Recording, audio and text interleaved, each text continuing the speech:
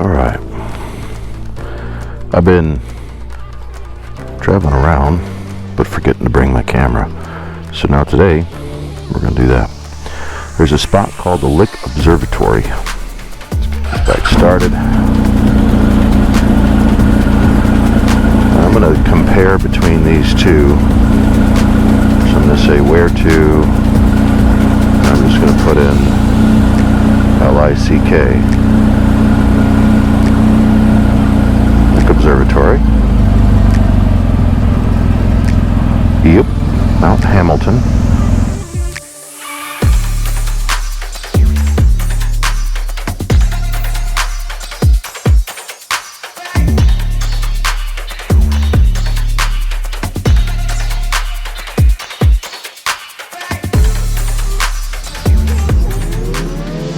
Well, all that freeway garbage was, well, garbage.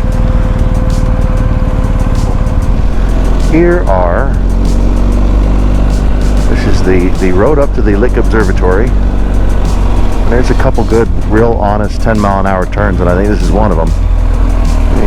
Here, yeah, that's well, we did 19. I'm not trying to break any world land speed records, and I'm sure as heck not trying to get myself stranded up here. You dump the bike down there, it'll be real hard to get back up. So we're just gonna putter around, enjoy the view.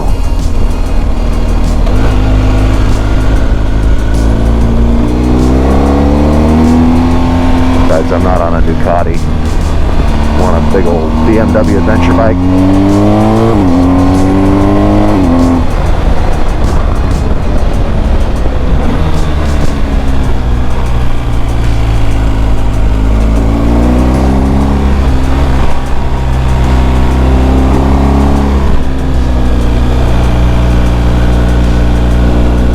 Having the GPS thing going, because you can kind of cheat your way around, like, oh shit, that's a real sharp curve coming up, like this right here.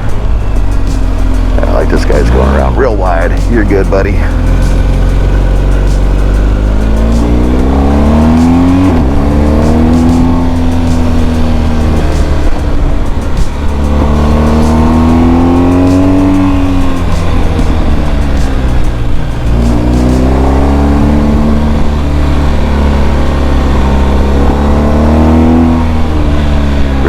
Real sharp.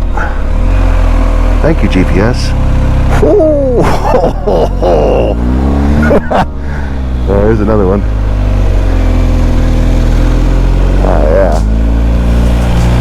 We might as well just keep a tow truck on this road.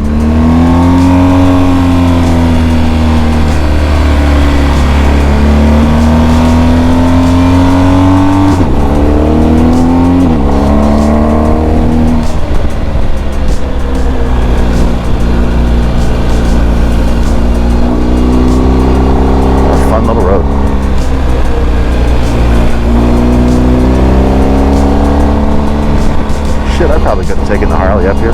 I'm curious why people said, I mean, I get those 10-mile-an-hour hairpin turns, totally get it. But somebody said don't bring the Harley up there because the last part is gravel, but I don't know, we'll see. Maybe it is. I'm just going to leave this rolling because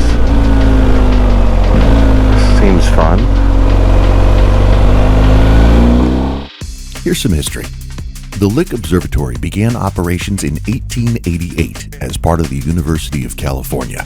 It was founded by a bequest from James Lick, a real estate entrepreneur and California's wealthiest citizen. Lick gave a gift of $700,000, which was the largest philanthropic gift in the history of science and would amount to $1.2 billion by today's standards. In the meantime, beginning in 1874, Lick's Board of Trust began work on what would be perhaps the single most important decision, the selection of the best possible site for the observatory.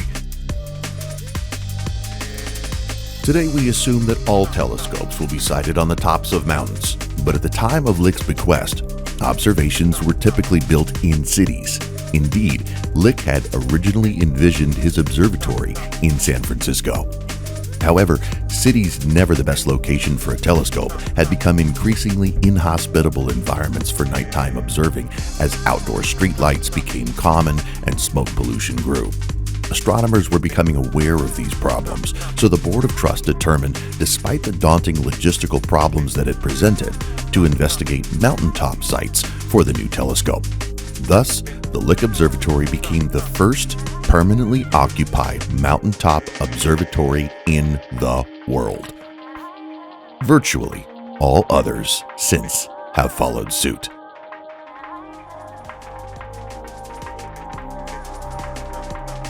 The road, which came to be called Lick Avenue, now Mount Hamilton Road, was completed in 1876. Many who drive it today find the road excessively winding, and by modern standards, it is. Which is why it's so fun to ride on a motorcycle. So why all the hairpin curves? Let me explain. One must bear in mind that the road was designed in 1876. All of the heavy equipment, all of the building materials, all those heavy telescope parts, all of it had to be yarded up there by horse and wagon. Those slow-moving horses didn't mind the many curves, and the grade, which nowhere near exceeds 7%, suited their labors. That's right, this is a wagon trail, which is what makes it one of the most fun California roads to be on two wheels on. This road is an absolute blast. It is a legitimate supply road that put every single part of that observatory together, and it is a joy to ride. And then apparently I'm supposed to go either straight or right there.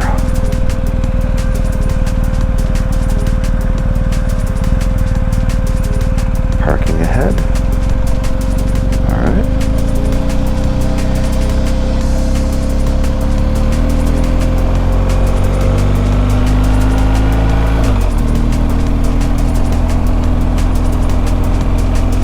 Yeah, Enduro Pro.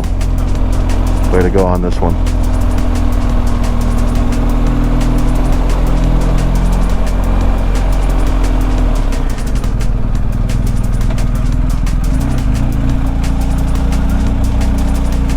Nice.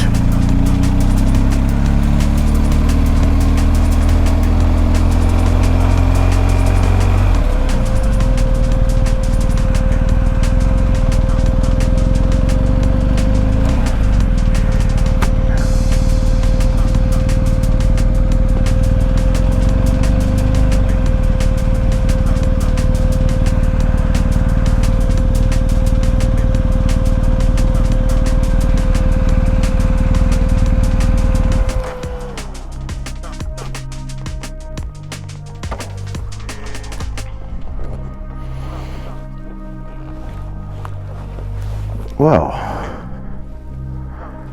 here we are. Hi, Harley guys up here. Awesome.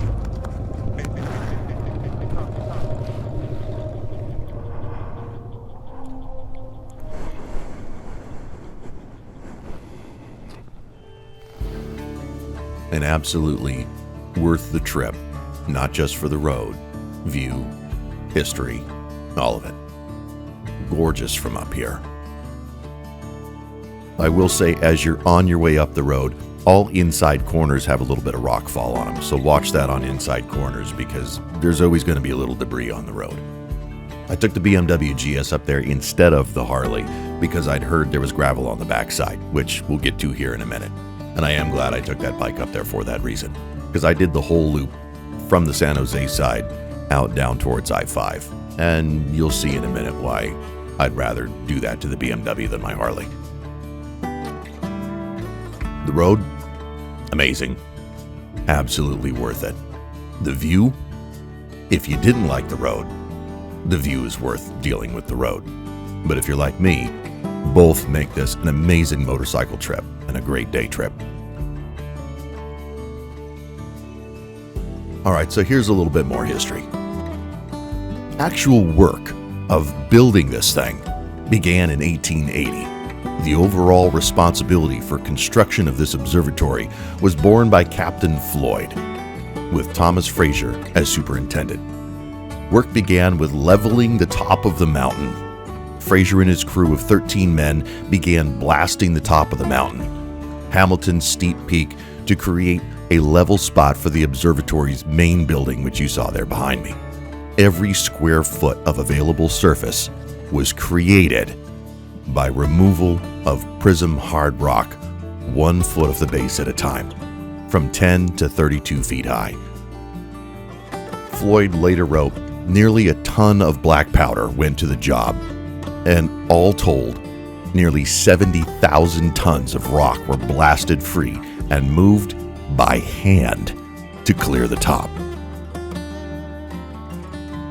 Construction on the main building was simplified when Fraser unearthed a bed of fine clay powder about a mile from the summit.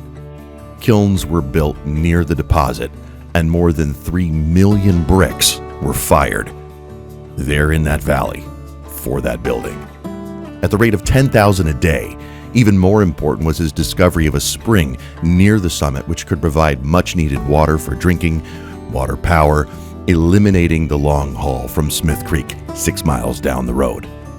The plan for the main building called for 2 domes, the larger of which would house the Great Refractor, connected by a long hallway flanked by offices and laboratories and a library. The first of the smaller dome began to rise on its cylindrical tower of bricks by 1881. The small dome was completed and a 12-inch telescope installed. The 12-inch, purchased second-hand from Avian Clark's workshop, began its nearly century-long career that same year, recording a transit of Mercury which launched scientific research on Mount Hamilton 7 years before the Great Refractor would ever see its first light.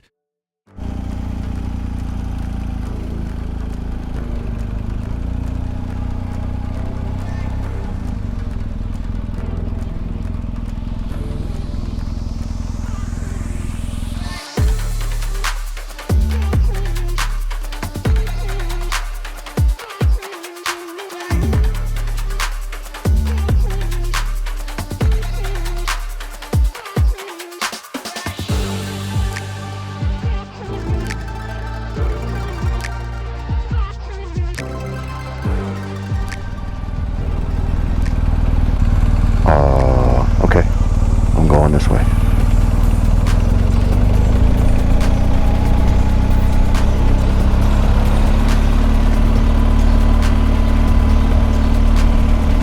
Cool maintenance shop.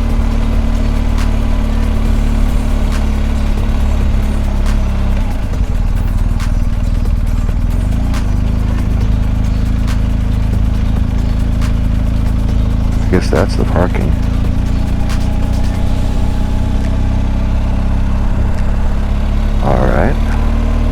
Well, I don't know where I'm going now, and I think that's just okay.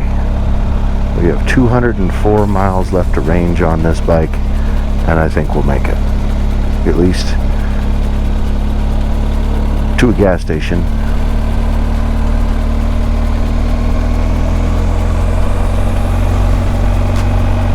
We'll figure it out from there. I know this isn't the way I came. But, you know, maybe if I could go out to I-5 on the other side of this mountain range and then come back in, I don't know. Am I going to have to turn around? I don't know. We'll find out. No desire to be on 101 on a Friday. I hate I-5. I really hate it. It's just, you know, it's boring. A little bit of a meat grinder if you're on a motorcycle. But you know, it is what it is. Pretty sure I got karaoke down at the bar tonight, so I gotta go back and host that at some point. Loose gravel. Well, thank you for the warning.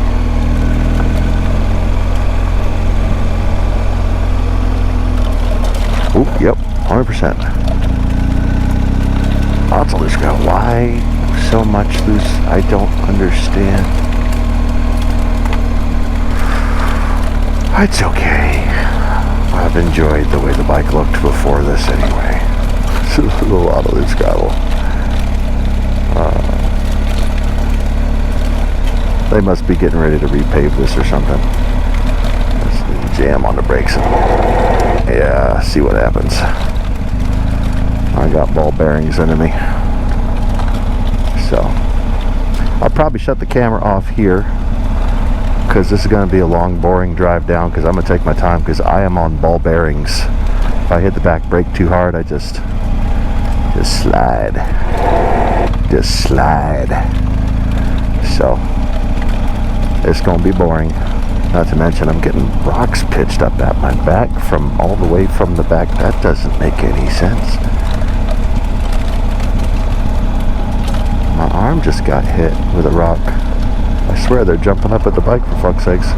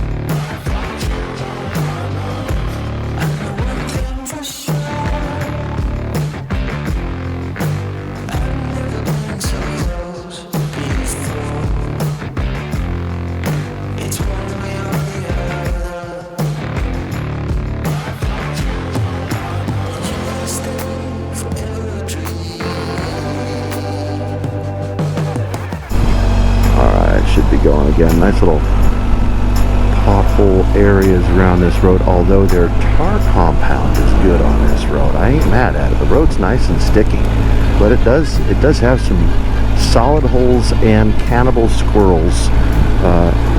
Didn't know there was such a thing. Now I do. Final notes on this road. Take water with you. It does get hot in those canyons as you go backside towards I-5. I had one bottle of water with me, and if I'd have gone down or anything, I'd have been screwed. There's also no cell phone service back there, so when you're back there, you're by yourself. I recommend traveling this road with a partner because if I went down, there'd be nobody to find me. That said, it is a beautiful road up and down. The backside towards I-5 is something to consider because of the tar snakes and the gravel. You have very little traction on the gravel, so again, travel with a partner, travel with some snacks, travel with some water, and you'll be fine.